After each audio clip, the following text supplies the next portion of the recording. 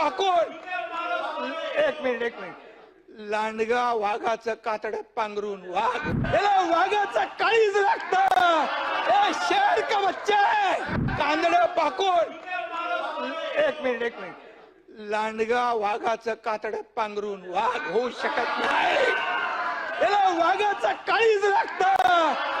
शेर का बच्चा है खुलेआम किया. हिम्मत है तुम्हारे में. अरे जनता ने तुम्हारे को दिखाई दिया. जनता ने दिखाया तुम्हारी जगह दिखा दी. तुम्हाला विधानसभेच्या जागा 100 लढवल्या, 20 जिंकल्या. या पठ्ठ्याने 80 लढवल्या, 60 जिंकल्या. अरे तुम्ही काय लढवणार. तुम्हाला भूमिका बदलली. यांनी शिवाजी महाराजांची भूमिका बदलली, बाळासाहेबांची भूमिका बदलली. तुम्ही हिंदुत्वाचे विचार सोडले म्हणून घरकाना घाटका झाले. घरकाना घाटका, इधर कभी नाही उधर कभी नाही. आणि म्हणून परब साहेब तुमचा इतिहास मला माहित आहे. मला बोलायला लावू नका. मी बोलत नाही. मी कधीही कमरेच्या खाली वार करत नाही.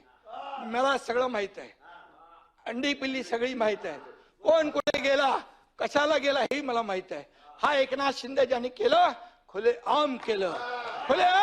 मी तुमच्या पक्षप्रमुखांना सांगितलं होतं तुम्ही आता शिवसेना आणि भाजप युती करा. मी मुख्यमंत्री होणार होतो. 5 वेळा सांगितलं.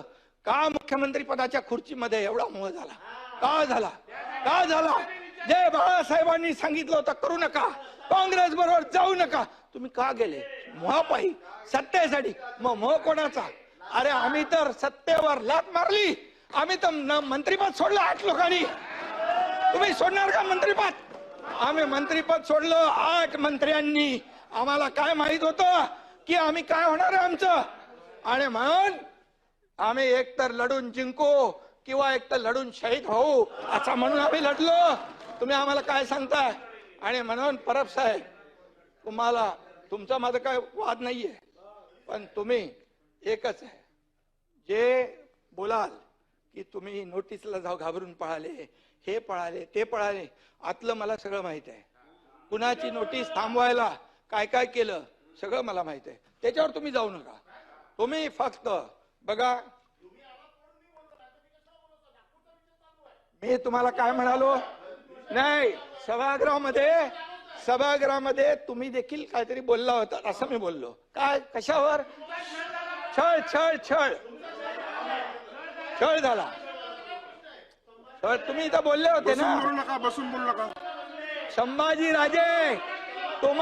संभाजी राजे मी काँग्रेस प्रदेशाध्यक्ष आणि देवेंद्र फडणवीसांच्या बद्दल बोललो की त्यांनी म्हणाले की औरंगजेबासारखा क्रूर प्रशासक मुख्यमंत्री आहेत.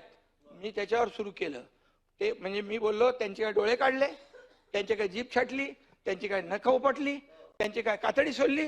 काय केलं देवेंद्र फडणवीसांनी मुख्यमंत्र्यांनी काय केलं? सोलायला पाहिजे होती. आणि मग मी म्हणालो आणखी कोणाचा तुमचाही छळ झाला, तुम्ही जेव्हा उठायला उभे राहिले तेव्हा मी बोललो